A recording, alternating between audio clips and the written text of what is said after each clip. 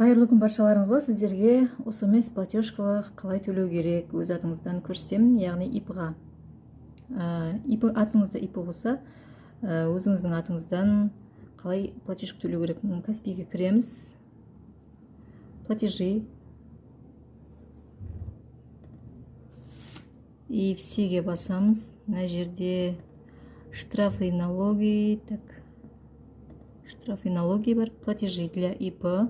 Осы жерде. И мына жерде взносы на обязательное медстрахование для ИП деп тұр. Осыны басаңыз. Мына сөздер ұқсайды тоже. Отчисление дегендер. Оған баспайсыз. Тек взносы дегенді басасыз. В-дан басылатын взносы на обязательное медстрахование.